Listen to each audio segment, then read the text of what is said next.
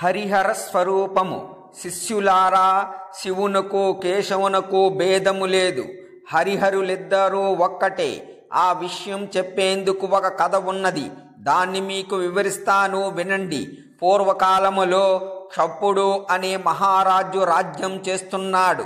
అతడు వేదాంగ విధుడు, ధర్మనిరతుడు, గొప్ప విష్ణుభక్తుడు. భృగువంశములో పుట్టిన దదీచి అనే మహర్షి గొప్ప శివభక్తుడు.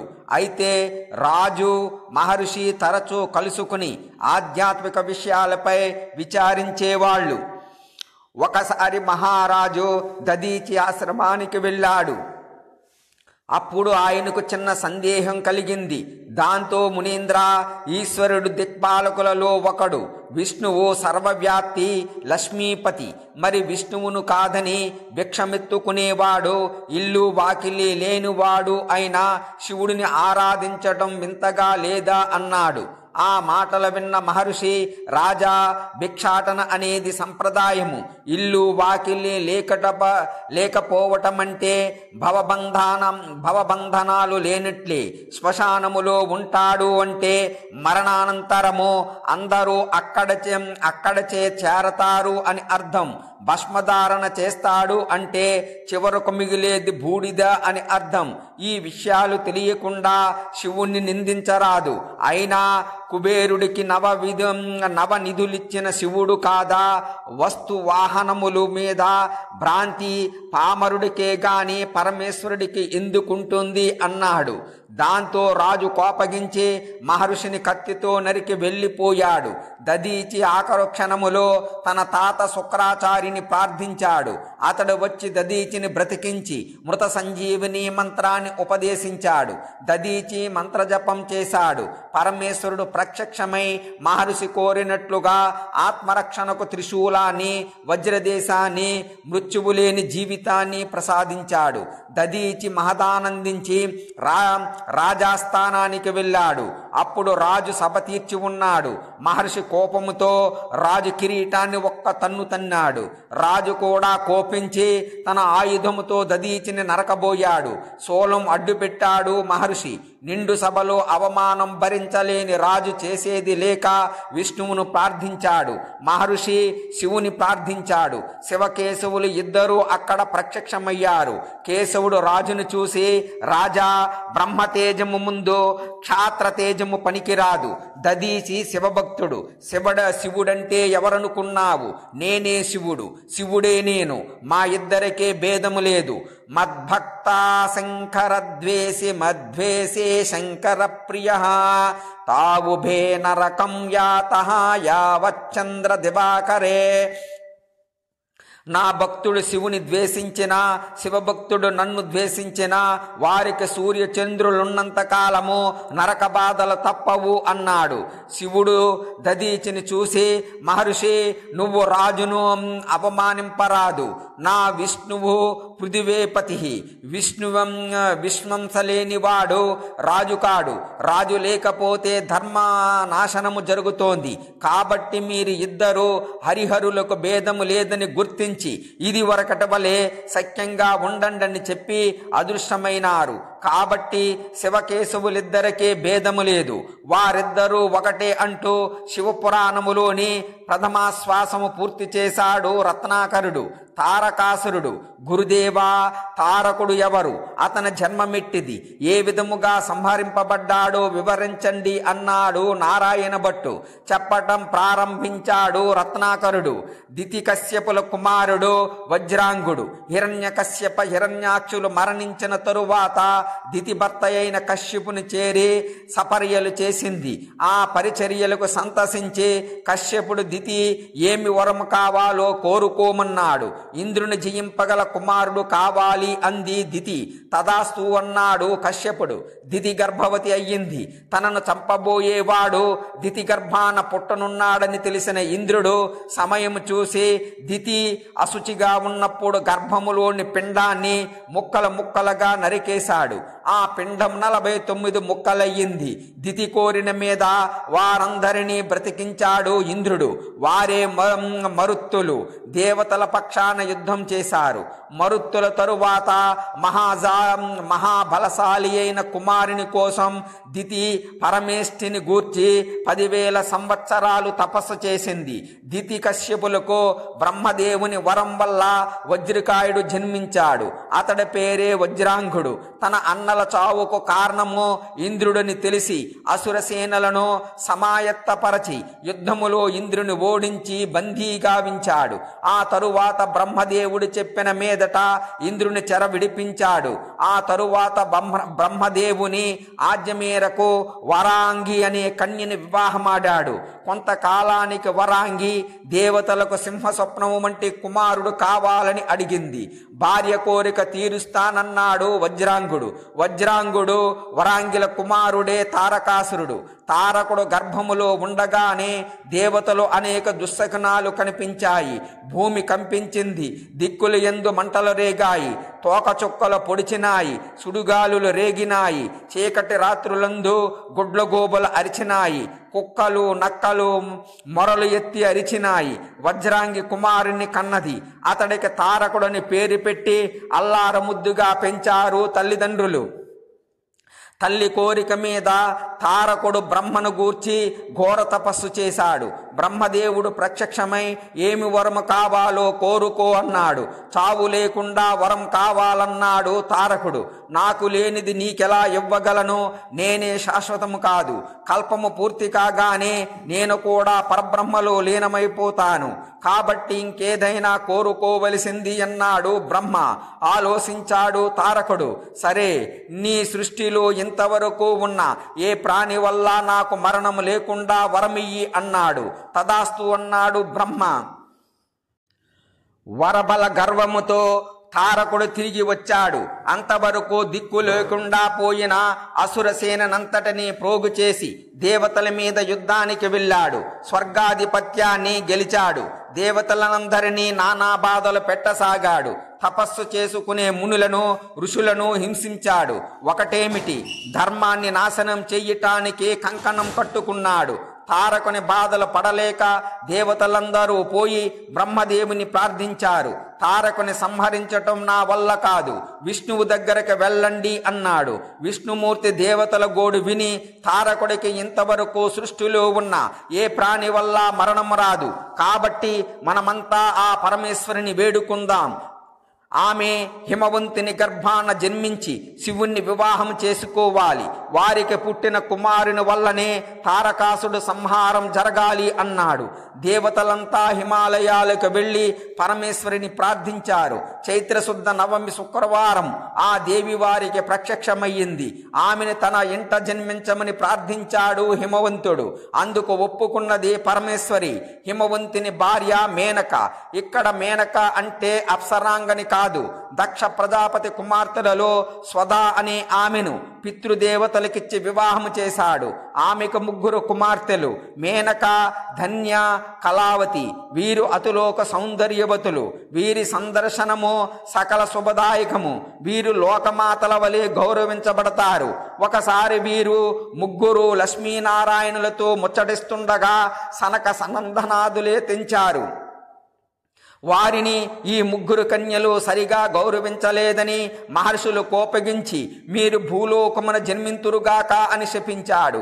ఈ కన్యలు తమ తప్పు క్షమించమని మహర్షులను ప్రార్థించగా వారు కనికరించి మేనక గర్భాన పార్వతి, ధన్య గర్భాన సీత, కళావతి గర్భాన రాధా జన్మిస్తారు. ఆ రకముగా వీరు ఎనలేని ఖ్యాతి పొందుతారు అని వరమిచ్చారు. బ్రహ్మదేవిని చూసిన మేరకు హిమవంతుడు మేనకను వివాహం చేసుకున్నాడు.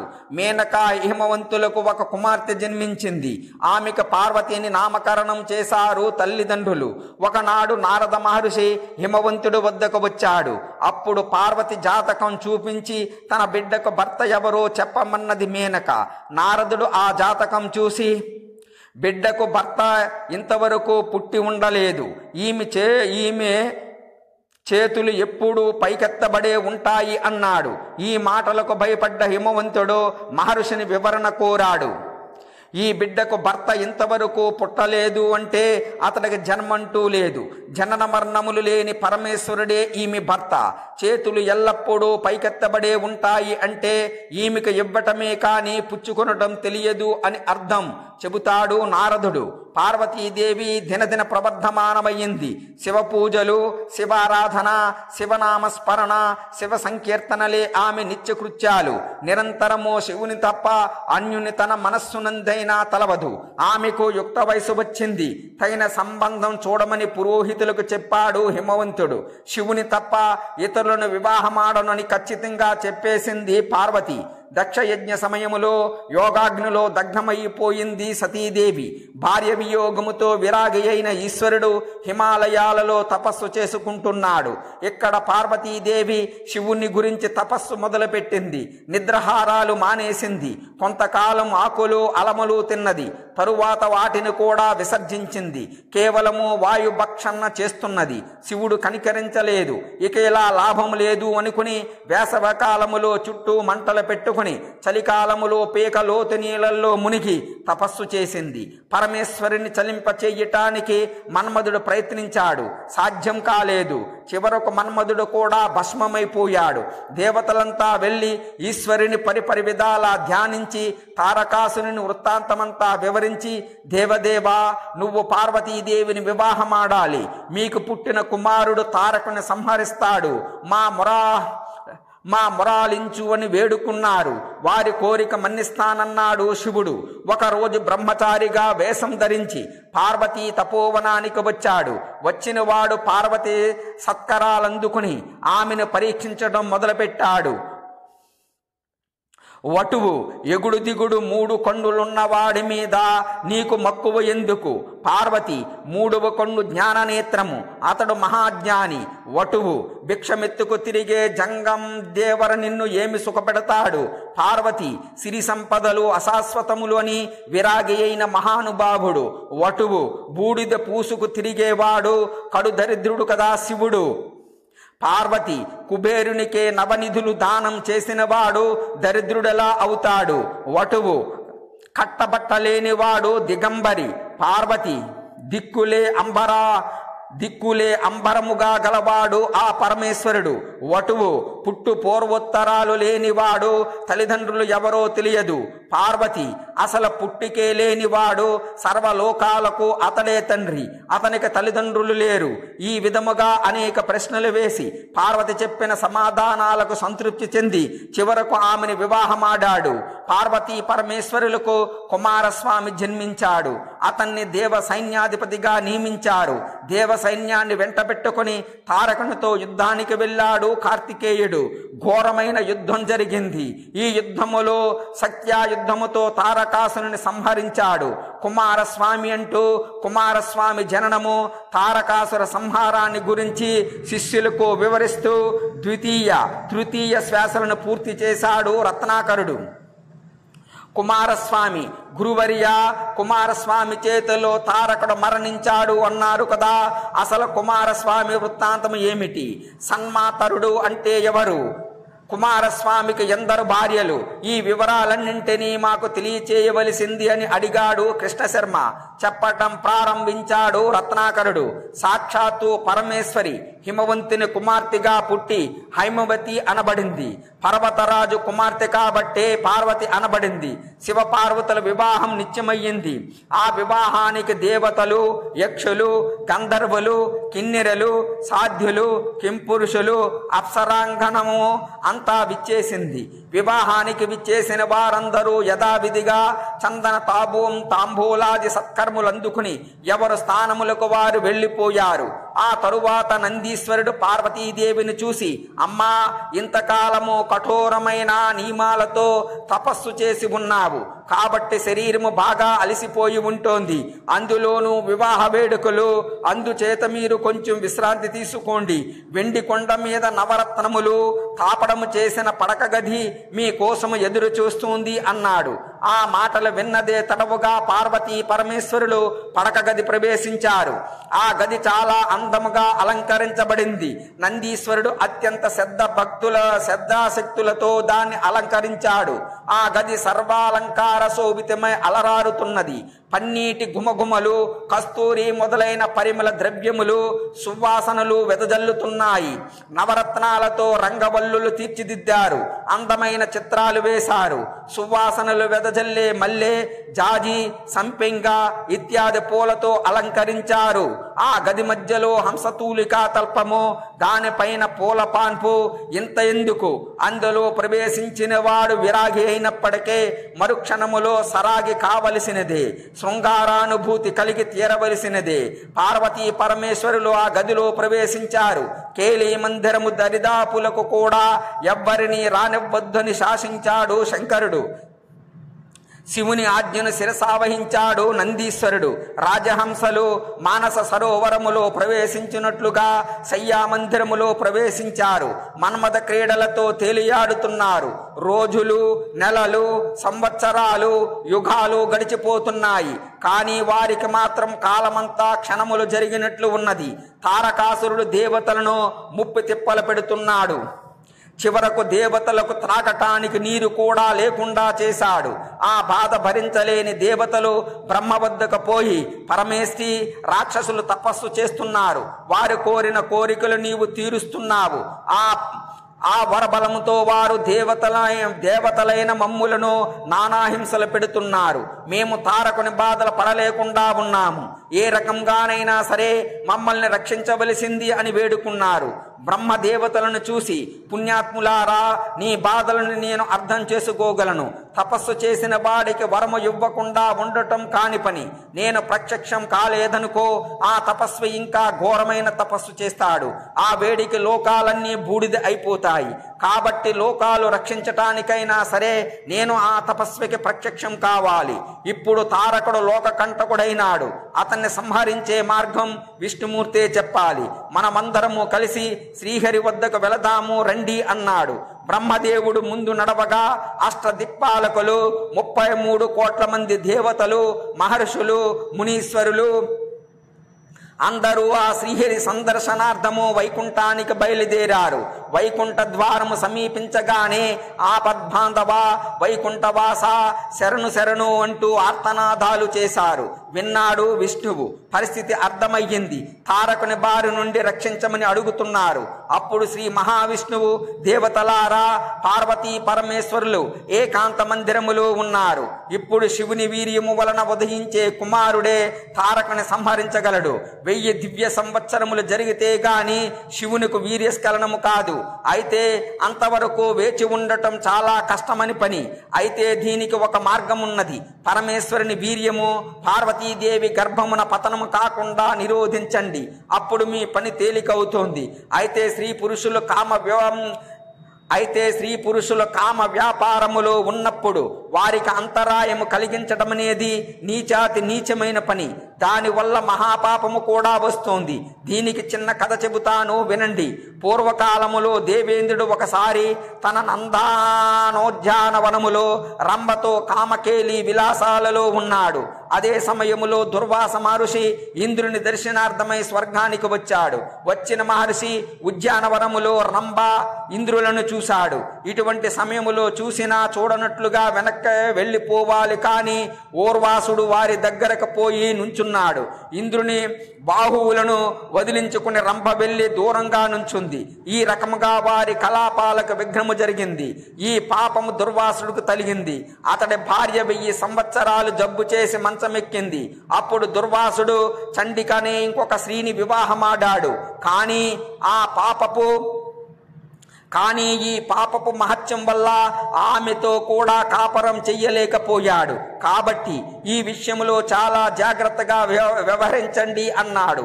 పార్వతీ పరమేశ్వరులు ఆనంద సముద్రములలో ఓలలాడుతున్నారు. ఈ విధముగా 1000 సంవత్సరాలు దాటిపోయింది. తారకుని ఆగడాలు మితిమీరిపోతున్నాయి.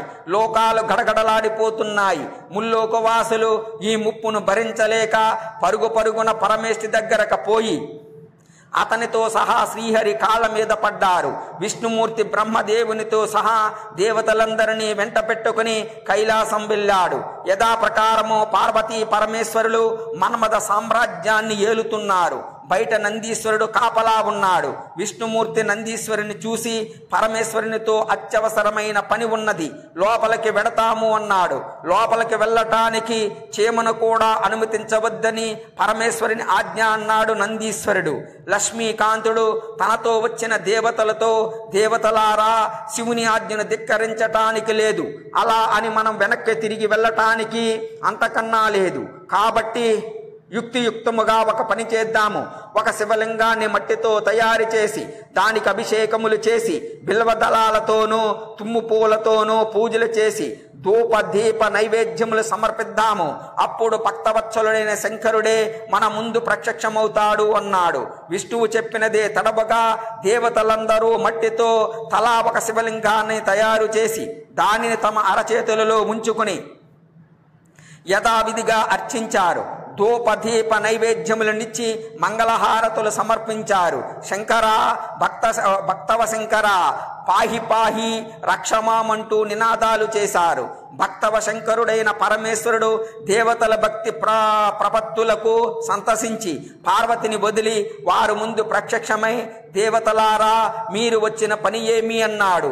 అప్పుడు దేవతలంతా ముక్తకంఠముతో దీనబంధు, ఆశ్రిత వత్సల, అనాథ రక్షక, పాహిమాం పాహిమాం, స్వామి తారకాసురుని బాధల పడలేకుండా ఉన్నాము. ఆ దుర్మార్గుడు నీ వీర్యము నీ వీర్యమున పుట్టిన కుమారుని వల్ల తప్ప అన్యులచే మరణించడు. అతడు మరణిస్తే గాని లోకాలు శాంతించవు. కాబట్టి మమ్మల్ని రక్షించు అన్నారు. దేవతల పలుకులాలకించిన పరమేశ్వరుడు తన వీర్యమును అగ్నిగుండములో వదిలిపెట్టాడు. పార్వతీదేవి శయ్యామందిరము నుండి బయటకు వచ్చి జరిగిన సంగతి తెలుసుకుని, దేవతలారా మీరు చేసిన పని మూలముగా నా గర్భాన జన్మించవలసిన బాలునకు అవాంతము ఏర్పడింది. కాబట్టి ఇక నుంచి మీ భార్యలందు మీకు కూడా సంతానము ఉండదు అని శపించింది. పరమశివుడు పరిపరి విధాలా పార్వతికి నచ్చచెప్పి మళ్ళీ ఆమెను శయ్యామందిరానికి తోడుకుని పోయాడు. ఒకసారి సప్త ఋషులు దేవతల ప్రీతి కోసం యజ్ఞం చేస్తున్నారు. యజ్ఞం పూర్తి కావచ్చింది. సప్త ఋషులు తమ భార్యలతో కలిసి పూర్ణాహుతులు అర్పిస్తున్నారు. అగ్ని యొక్క జ్వాలలో మునికాంతల మోములు కలకలలాడుతున్నాయి. వారి అందచందాలు చూసి మోహపరవశుడైనాడు అగ్నిదేవుడు. క్రమేణా విరహాగ్నిలో వేగిపోతున్నాడు. భర్త యొక్క పరిస్థితిని అర్థం చేసుకుంది అగ్నిదేవుని భార్య అయిన స్వాహాదేవి. ఏ రకంగానైనా సరే తన భర్తను శాంతపరచాలి అనుకున్నదే ఒక్కొక్కసారి ఒక్కొక్క మునిపత్ని రూపం ధరించి అగ్నిదేవుని చేరి సుఖించింది. ఆయనను సంతోషపెట్టింది. ఈ రకంగా 6 రూపాలు ధరించింది. కానీ వశిష్ఠుని భార్య అరుంధిత రూపం మాత్రం ధరించలేదు. ఇలా 6 మునిపత్నుల రూపములో అగ్నితో కలిసినప్పుడు అగ్నిలో దాగి ఉన్న శివుని వీర్యము 6 రూపాలుగా స్వాహాదేవి ముందు ప్రవేశించింది. స్వాహాదేవి శివుని వీర్యాన్ని భరించలేక దాన్ని కైలాసము మీద ఒక శిఖరాన వదిలివేసింది. గాలి కదలికల చేత ఆ వీర్యము ఆకాశ గంగ యందు చేరింది. గంగ కూడా శివుని వీర్యాన్ని భరించలేక ప్రవాహ రూపములో 6 పాయులుగా చీలి నదీ తీరమునందు గల్ల రెల్లు దుబ్బలలో ఆ వీర్యాన్ని వదిలివేసింది. ఆ రెల్లుగడ్డి యందే బాలుడు జన్మించాడు. శరము అనగా రెల్లుగడ్డి. ఆ రెల్లుగడ్డి యందు జన్మించాడు కాబట్టే కుమారస్వామి శరజన్ముడు అని పిలువబడ్డాడు. మార్గశిర శుద్ధ షష్ఠి ధనిష్ట నక్షత్రయుక్త రుచిక లగ్నములో రెల్లు దుబ్బలలో వదలబడిన శివుని వీర్యము పరిపక్వము చెంది ఒక బాలుడు జన్మించాడు. అతడికి 6 తలలు 12 చేతులు ఉన్నాయి. మణిమయ కిరీటాది ఆభరణములతో దివ్య శస్త్రాస్త్రములతో అలరారుతున్నాడు. చతుర్వేదాలు, ఆయుర్వేదము, ఓంకారములను 6 ముఖాలతోనూ వల్లివేస్తున్నాడు. అతడిది వజ్రకాయము. ఈ బాలుడు జన్మించగానే దేవతల పూలవాన కురిపించారు. ఇతడే కుమారస్వామి. ఇతడు జన్మించగానే మునిపత్నులు అగ్నిహోత్రునితో రహస్యముగా కలిశారనే అపవాదు వచ్చింది. మహర్షులు వారి భార్యలను ఇంటి నుంచి వెళ్ళిపోమన్నారు. మునిపత్నులు ఇళ్ల వదిలి గంగా నదీ తీరము చేరి రెల్లు దుబ్బలలో ఉన్న పాపరుని చూశారు. ఆ బాలుని చూడగానే వారి స్తనముల నుండి స్తవ్యము స్రవించింది. అప్పుడు వారందరూ ఆ బాలుని దగ్గరకు తీసుకుని అతడికి స్తన్యమునిచ్చి తమకు వచ్చిన అపవాదు విన్నవించి తమను రక్షించమని అడిగారు. వారందరికీ అభయమిచ్చాడు షణ్ముఖుడు. బ్రహ్మదేవుడు కుమారస్వామికి స్కందుడు అని నామకరణం చేశాడు. 6 మునిపత్నులను కృత్తికలు అంటారు. షణ్ముఖునికి కృత్తికలు స్తన్యమునిచ్చారు కాబట్టి అతడు కార్తికేయుడు అనబడ్డాడు. కుమారుడు దినదిన ప్రవర్ధనమానమవుతున్నాడు. సింహ సార్ధూలాది మృగాలే అతడికి ఆట వస్తువులు. శివధనస్సును అవలేలగా ఎత్తి సంధించి బాణము లేయిగా హిమాలయ పర్వతములలోని ఒక శిఖరము ఎగిరిపోయింది. ఇంకో బాణముతో క్రౌంచ పర్వతాన్ని ముక్కలు చేశాడు. విలువిద్యాభ్యాసము చేసే రోజులలోనే అనేక మంది రాక్షసులను సంహరించాడు. ఈ విషయం దేవేంద్రుడికి తెలిసి తనకన్నా బలమైన వాడు దేవతలలో ఉద్భవించాడేమో, ఎందుకైనా మంచిది అతన్ని అంతం చేద్దామని వజ్రాయుధాన్ని కుమారస్వామి మీదకు ప్రయోగించాడు. వజ్రాయుధం యొక్క పోయింది. అప్పుడు కుమారస్వామి దేహములో వక్షస్థలము నుండి విశాఖుడు, కుడి పార్శ్వము నుండి శాకుడు, ఎడమ పార్శ్వము నుండి నైగమాక్యుడు జన్మించారు. బల పరాక్రమములో వారికి వారే సాటి. వారు ముగ్గురు బయలుదేరి ఇంద్రుని బందీగా చేసి తెచ్చి కుమారుని ముందు నిలబెట్టారు. శరవణభవుడు ఇంద్రుని క్షమించి వదిలేశాడు. ఒక రోజున పార్వతీ పరమేశ్వరులు కొలువు తీరి ఉన్నప్పుడు బ్రహ్మదేవుడు కుమారస్వామికి దేవసేన అనే కన్యకు వివాహం చెయ్యమని సలహా ఇచ్చాడు. ఏకాదశి నాడు దేవసేన కుమారస్వామిని దేవతలకు సేనానిగా ఎన్నుకున్నారు. త్రిమూర్తులు ఇంద్రాది దేవతలు తదాస్తు అన్నారు. దేవతలందరూ వారి వారి ఆయుధాలను కుమారస్వామికి ఇచ్చారు. ఆ సమయములో పరమేశ్వరుడు కుమారస్వామితో, కుమారా, నీ శౌర్య ప్రతాపాలతో రాక్షస సంహారము చేసి దేవతలను రక్షించవలసినది, ధర్మ సంస్థాపన చెయ్యవలసినది.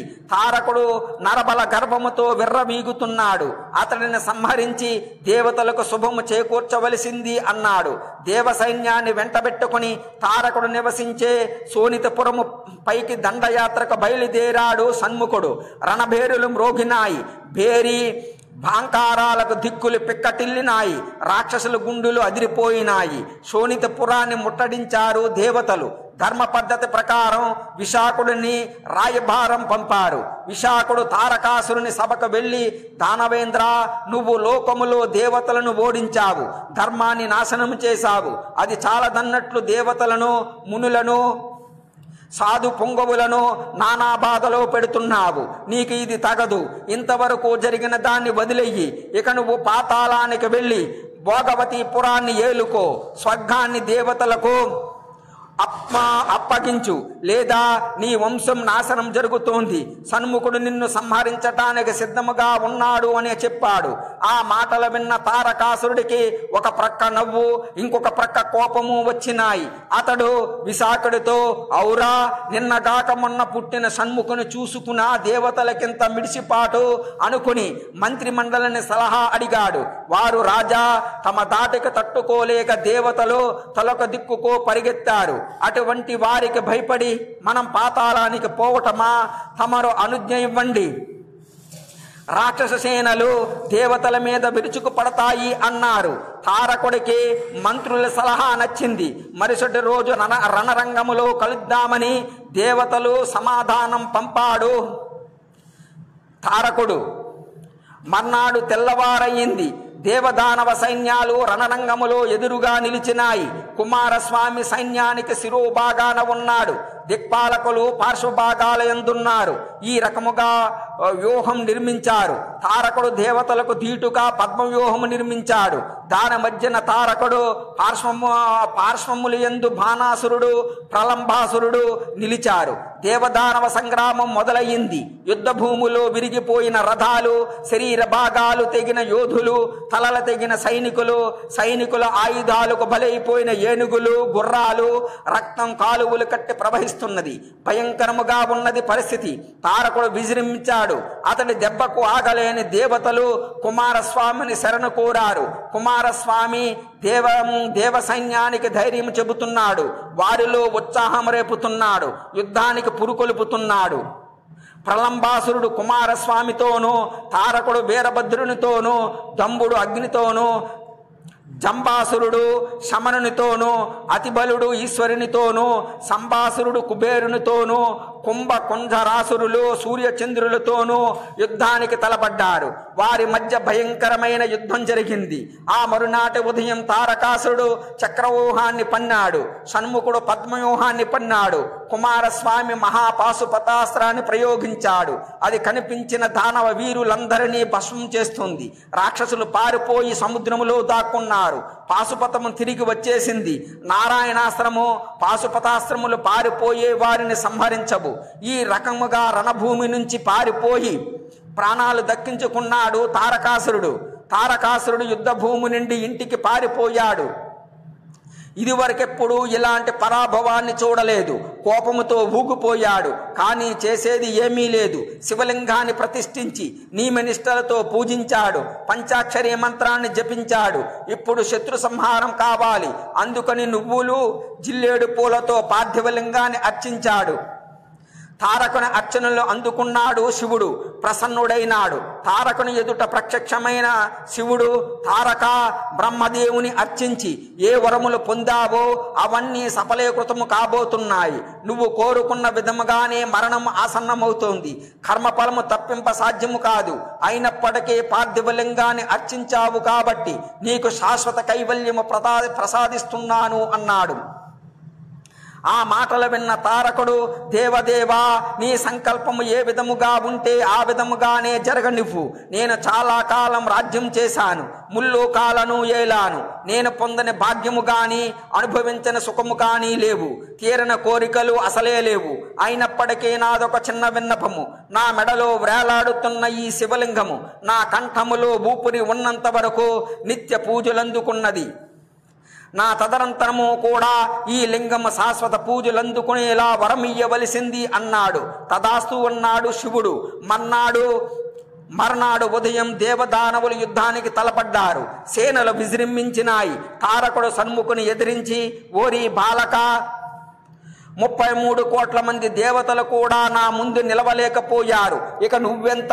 అయినా పాలు త్రాగే పసిబాలుడువు. నీకు యుద్ధమెందుకు? హాయిగా ఆటలాడుకునే వయసులో నీకు యుద్ధమెందుకు? నేను శివభక్తుడను. ఈశ్వరుడు నా స్వామి. అటువంటి నా స్వామి కుమారుడువు కాబట్టి ఇంతవరకు ఉపేక్షించాను. ఇంకా ఇంటికి వెళ్ళిపో అన్నాడు. ఆ మాటలు విన్న కుమారస్వామి, ఓ తారక, నేను చిన్నవాడనే కాని నీ మాటలకు లొంగిపోయేవాడిని కాదు. నీ బెదిరింపులకు లొంగేవాడిని అంతకన్నా కాదు. భీకరమైన సంగ్రామానికి బెదరను. నీ ఆటలు ఇంకా సాగవు. మాటలు కట్టిపెట్టి యుద్ధానికి రా అన్నాడు. కుమారస్వామి తారకాసుల మధ్య భీకర సంగ్రామం మొదలయ్యింది. తారకుడు మయుడు ప్రసాదించిన మహాశక్తిని ప్రయోగించాడు. దాని దాటికి దేవతలంతా భయభ్రాంతులైనారు. ఆ శక్తి షణ్ముఖుని రథాన్ని చుట్టుముట్టింది. స్కందుడు బ్రహ్మాస్త్రముతో ఆ శక్తిని భేదించాడు. కుమారస్వామి అనేక అస్త్రాలను తారకుడిపై ప్రయోగించాడు. తారకుడు చెక్కు చెదరలేదు. ఈ రకంగా 20 రోజులు యుద్ధం జరిగింది. ఆ రోజు రాత్రి స్కందుడు బ్రహ్మాది దేవతలను ప్రార్థించి, మహానుభావులారా, నేను ఎన్ని అస్త్రాలు ప్రయోగించినా తారకుడు మరణించడం లేదు. ఇంకా దారి ఏది అని అడిగాడు. అప్పుడు నారద మహర్షి అక్కడికి వచ్చి, కుమారా, తారకుని మెడలో శివలింగం ఉన్నది. అది చాలా మహిమ గలది. అది మెడలో ఉన్నంత వరకు అతడికి చావు లేదు. ఆగ్నేయాస్త్రముతో దానిని పగలగొట్టు. అది ముక్కలై భూమి మీద పడిందా, ఆ ముక్కలన్నీ వెంటనే ఒకటైపోయి మళ్ళీ తారకుని మెడను చేరతాయి. కాబట్టి అవి భూమి మీద పడకముందే వాటికి ప్రాణప్రతిష్ఠ చేసి ఆలయములు నిర్మించాలి అన్నాడు. నారదుని మాటలు విన్న స్కందుడు సూర్యభగవానుని ప్రార్థించి ఆ ముక్కల క్రింద పడకముందే వాటికి ప్రాణప్రతిష్ఠ చేసే ఏర్పాటు చేశాడు. క్షణకాలములో వాటికి ఆలయాలు నిర్మిస్తానన్నాడు విశ్వకర్మ. తెల్లవారింది. దేవదానవుల యుద్ధం మొదలయ్యింది. చండ ప్రచండంగా విజృంభించాడు తారకుడు.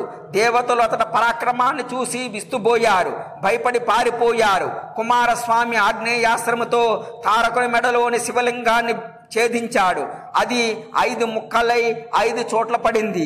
ఆ ముక్కల క్రింద పడే లోపే సూర్య భగవానుడు వాటికి ప్రాణప్రతిష్ఠ చేశాడు. విశ్వకర్మ ఆలయ ప్రాంగణాలు నిర్మించాడు. కుమారస్వామి బ్రహ్మాస్త్రాన్ని ప్రయోగించాడు. తారకాసురుడు ఆర్తనాదం చేస్తూ నేల కొరిగాడు. దివి నుండి దేవతల పూలవాన కురిపించారు. గంధర్వులు పాడారు, అప్సరసులు ఆడారు. లోకాలకు వచ్చిన ఉపద్రవం తొలగిపోయింది. తారకాసురు వదన జరిగిపోయింది. కుమారస్వామి కైలాసానికి వెళ్ళి పార్వతీ పరమేశ్వరులకు పాదాభివందనం చేసి తారకాసుర సంహారం గురించి తెలియచేశాడు. లోక కళ్యాణం జరిపినందుకు ఆనందించి కుమారుని ఆశీర్వదించారు ఆది దంపతులు. కుమారస్వామి స్వర్గములో విహరిస్తూ దేవసేనతో కలిసి సుఖాలు అనుభవిస్తున్నాడు. ఆ సమయములో నారదుడు అక్కడికి వచ్చాడు. మహర్షిని సగౌరవంగా ఆహ్వానించి సత్కరించాడు. కుటిల ప్రశ్నలు అయిన తరువాత, స్వామి, ముల్లోకాలలోని జనులు సుఖముగా ఉన్నారా? దుర్మార్గులు, దుష్టులు, అధర్మపరులు విజృంభించటం లేదు కదా? త్రిలోక సంచారులు, తమకు తెలియని విషయాలుండవు, దయచేసి సెలవియ్యండి అన్నాడు. దానికి నారదుడు, కుమారా, నువ్వు సేనానిగా ఉన్నప్పుడు అధర్మపరులు, దుర్మార్గులు ఎక్కడ ఉంటారు? లోకాలన్నీ సుఖ సంతోషాలతో హాయిగా ఉన్నాయి. అయినా ఒక్క విషయము, ఇక్కడికి కొంత దూరాన పులింద దేశమున్నది. దాన్ని బిల్లరాజు పులిందుడు పరిపాలిస్తున్నాడు. అతడు గొప్ప శివభక్తుడు, ధర్మపరుడు. అతడికి బిడ్డలు లేరు. ఒకనాడు తన భార్యతో కలిసి వేటకు వెళ్ళాడు. ఆ అడవిలో ఒక నదీ సమీపాన ఒక పసిపాప కనిపించింది.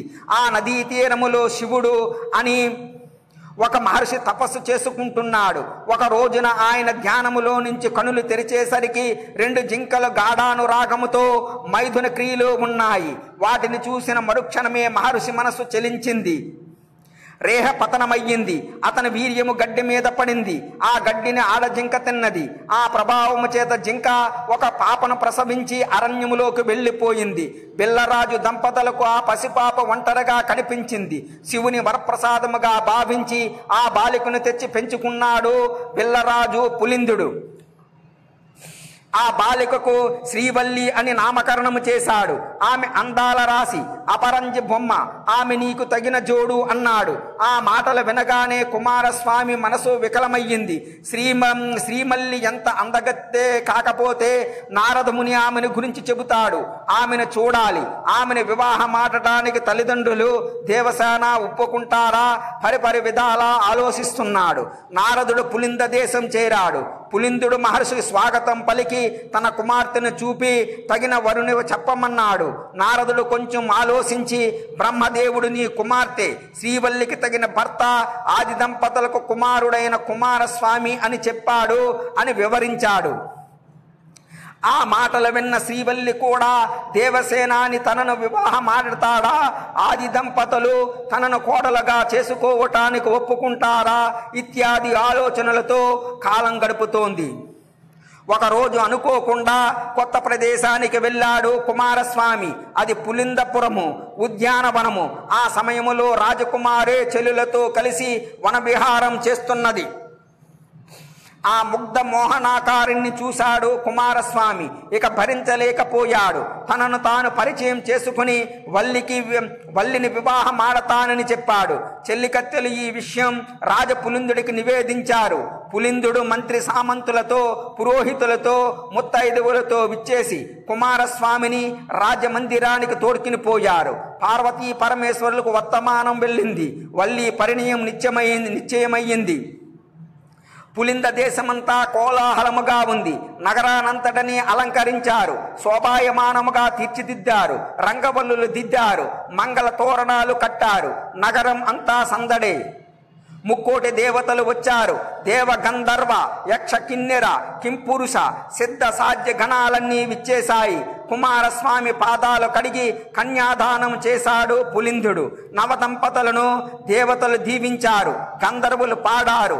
అప్సరసులు ఆడారు. శ్రీవల్లి కుమారస్వాముల వివాహం లోక కళ్యాణమయ్యింది అంటూ కుమారస్వామి వృత్తాంతాన్ని వివరించాడు రత్నాకరుడు. గజాసురుడు గురుదేవా, గజాసురుడు ఎవరు? అతడు ఏ విధముగా మరణించాడో సెలవయ్యండి అన్నాడు కృష్ణశర్మ. చెప్పటం మొదలుపెట్టాడు రత్నాకరుడు. తారకాసురుడు మరణించిన తరువాత చాలా కాలము లోకాలు సుఖశాంతులతో వర్ధిల్లినాయి. కొంతకాలానికి తారకుని వంశములో గజాసురుడనే వాడు ఉద్భవించాడు. గజాసురుడు బ్రహ్మను గూర్చి ఘోర తపస్సు చేశాడు. బ్రహ్మదేవుడు ప్రత్యక్షమై అనేక వరాలిచ్చాడు. తపోవనము నుంచి తిరిగి వచ్చిన గజాసురుడు శోణితపురాన్ని రాజధానిగా చేసుకుని ధర్మ మార్గాన లోకాలను పాలిస్తున్నాడు. గజాసురుడు పాలించే కాలములో అతివృష్టి అనావృష్టి అనేవి లేవు. ఎండావానలు సరిగా ఉన్నాయి. దేశం సస్యశ్యామలముగా ఉంది, సుభిక్షముగా ఉంది. నేరాలు లేవు, దుర్మార్గులు లేరు. అంతా సదాచార సంపన్నులే. అయినప్పటికీ గజాసురుడు వసుతః రాక్షస ప్రవృత్తి గలవాడు కావటం చేత దేవతల కించపరుస్తూనే ఉన్నాడు. గజాసురుడు గొప్ప శివభక్తుడు. త్రికాలములందు ఈశ్వరారాధన చేసేవాడు.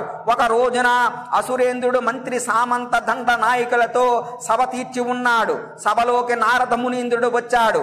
మహర్షికి ఎదురేగి స్వాగతం పలికాడు గజాసురుడు.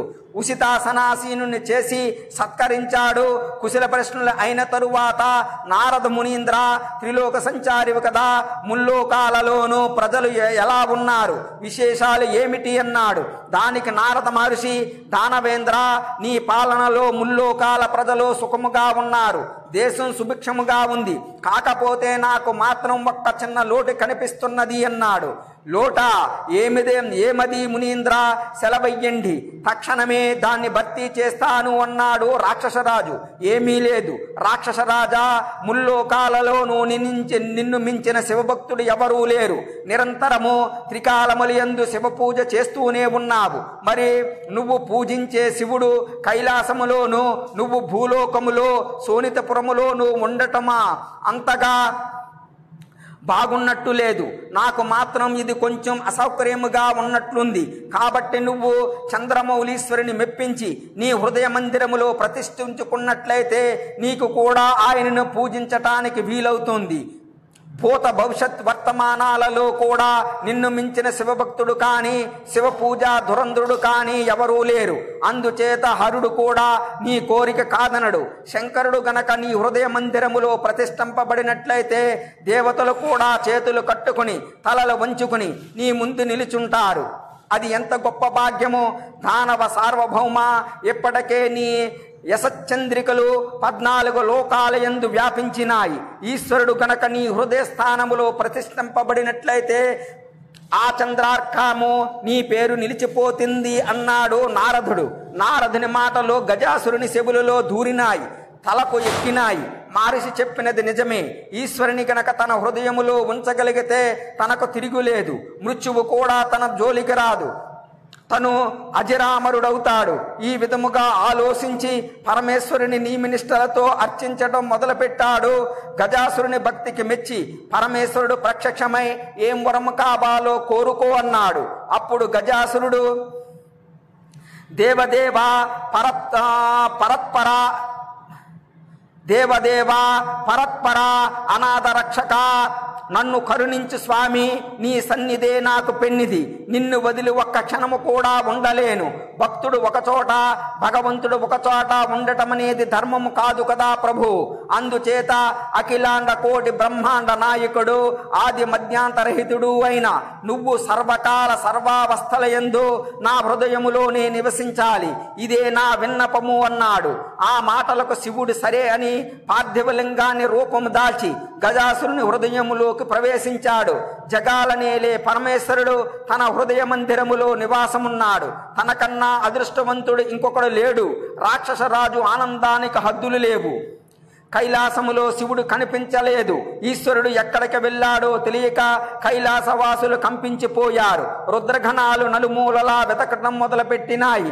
పార్వతీదేవి జయ విజయ అనే సేవకులను పిలిచి శివుని జాడ కనుక్కురమ్మన్నది. వారు కొన్ని రుద్రఘణాలతో కలిసి వెతకగా చివరకు కైలాసనాథుడు గజాసురుని హృదయముందున్నాడని తెలిసింది. వెంటనే ఆ విషయాన్ని పార్వతీదేవికి విన్నవించారు. రుద్రఘణాలు తిరిగి వచ్చి ఈశ్వరుడు శోణితపురమునందు గజాసురుని హృదయమున ఉన్నాడని తెలుసుకుని ఆ విషయము గౌరీదేవికి విన్నవించారు. పార్వతీదేవి తన సోదరుడైన శ్రీమన్నారాయణునికి విషయాన్ని తెలియచేసి, శ్రీధర, గజాసురుడిని రాక్షసుడు భక్తవ శంకరుడైన శంకరుని వంచించి తన హృదయమునందు బంధించినాడు. ఈశ్వరుడు లేని కైలాసము అనాథ అయ్యింది. కాబట్టి ఏ ఉపాయం చేతనైనా సరే నా నాథుని నా చెంత చేర్చు అని వేడుకుంది. శ్రీహరి ఐమావతిని ఓదార్చి గణపతిని పిలిచి, నాయన, నీ తండ్రిని తీసుకుని రావటానికి నేను రుద్రగణాలను వెంట పెట్టుకుని పెడుతున్నాను. కాబట్టి మేము తిరిగి వచ్చేదాకా కైలాసాన్ని కాపాడుతూ ఉండు అని చెప్పి ప్రమద గణాలను వెంట పెట్టుకుని త్రోవలో ఇంద్రాది దేవతలను కూడా తనతో పాటు తీసుకుని శోణితపురము బయలుదేరారు. గజాసుర సంహారానికి గంగిరెద్దు మేళమే యుక్తమని భావించి నందిని గంగిరెద్దుగా అలంకరించి బ్రహ్మాది దేవతలకు తల ఒక వాద్యము ఇచ్చి తాను చిరుగంటలో సన్నాయి ధరించి శోణితపురానికి వెళ్ళి గంగిరెద్దును చిత్ర విచిత్రముగా ఆడించటం మొదలుపెట్టారు. శ్రీహరి నంది కూడా తన స్వామి కోసం లయబద్ధముగా ఆడుతూ చూపర్లను ఆకట్టుకుంటోంది. ఈ విషయం ఆ నోట ఈ నోట పాకి రాజప్రసాదము దాకా వెళ్ళింది. గజాసురుడు విన్నాడు ఈ సంగతి. గంగిరెద్దు ఆట తను కూడా చూడాలనుకున్నాడు. ఆటగాళ్లకు కబురు చేశాడు. వారందరినీ తన సభకు వచ్చి అక్కడ ప్రదర్శన ఇమ్మన్నాడు. ఆటగాళ్లు అందరూ గజాసురుని సభామంటపం చేరాడు. ఆట మొదలయ్యింది. విష్ణుమూర్తి పాట పాడుతున్నాడు. బ్రహ్మదేవుడు సన్నాయి వాయిస్తున్నాడు. దేవేంద్రుడు మృదంగము వాయిస్తున్నాడు. అప్సరాంగణలు నాట్యం చేస్తున్నారు. గంధర్వులు శ్రీహరితో గొంతు కలిపి పాడుతున్నారు. నందీశ్వరుని కాళ్లకు గజ్జెలు కట్టారు. మెడలో చిరుమువ్వలు వేశారు. శరీరం మీద వివిధ అలంకారాలు చేశారు. పాటకు అనుగుణంగా గంగిరెద్దు ఆడుతున్నది. సభలోని వారంతా విస్తుపోయి ఆటను చూస్తున్నారు. అదను చూసి శ్రీహరి శివస్తోత్రములు అందుకున్నాడు. వాద్యాలు మిన్నుముట్టినాయి. నంది మైమరిచి ఆడుతున్నాడు. శివస్తోత్రములకు నంది ఆటకు మైమరిచిపోయాడు రాక్షసరాజు. తనను స్తోత్రం చేస్తుంటే లింగరూపములో గజాసురుని హృదయములో ఉన్న ఈశ్వరుడు ఉబ్బిపోయినాడు. ఆ విషయం గ్రహించాడు శ్రీహరి. అదే అదనుగా తీసుకున్నాడు. పాట ఆట కూడా ఊపందుకున్నాయి. ఒకవైపు భక్తి, రెండవ వైపు గంగిరెద్దు ఆట. కన్నుల పండుగగా ఉంది. గజాసురుని హృదయములోని శివలింగము క్రమేణా పెరిగిపోతున్నది. రాక్షసేంద్రుని కడుపు పెద్దదైపోతుంది. ఇక పగిలిపోయేటట్టున్నది. అతడికి ఊపిరి ఆడటం లేదు. ఇది శ్రీహరి మాయ. ఇంకా లాభం లేదు. పరమేశ్వరుని తీసుకువెళ్ళటానికి వచ్చిన దేవతాగణాలు వీరు. తన పని అయిపోయింది. ఈ రకముగా ఆలోచించిన గజాసురుడు, పరమేశ్వర రక్షమాం, రక్ష రక్ష అన్నాడు. భక్త సులభుడైన ఈశ్వరుడు, గజాసురా, నీకు కాలం ఆసన్నమైనది. నీకు ఏం వరము కావాలో కోరుకో అన్నాడు. అంతట గజాసురుడు, స్వామి, నా శిరస్సు పూజించబడాలి. నా చర్మము నీకు ధరించాలి. నాకు మళ్ళీ జన్మ లేకుండా కైవల్యం ప్రాప్తించాలి అన్నాడు. రాక్షసేంద్రుని కోరికలన్నింటినీ తీర్చాడు శంకరుడు. ఆ తరువాత అతను హృదయాన్ని చీల్చుకుని బయటకు వచ్చి తన త్రిశూలముచే గజాసురుని శిరస్సు ఖండించాడు. ఆ తరువాత గజాసురుని శిరస్సునే వినాయకుడికి అతికించటం జరిగింది. గజాసురుని చర్మాన్ని తాను ధరించాడు శంకరుడు. అప్పటి నుంచి పరమేశ్వరుడు కృత్తివాసుడు అని పిలువబడ్డాడు. దేవతలంతా తమ తమ రూపాలను ధరించి శంకరుని వెంట పెట్టుకుని కైలాసం చేరారు. కాబట్టి శిష్యులారా, భగవంతుడు భక్త సులభుడు కదా అని కోరకూడని వరాలు కోరితే అనర్థమే జరుగుతుంది అంటూ గజాసుర వృత్తాంతాన్ని వివరించాడు రత్నాకరుడు.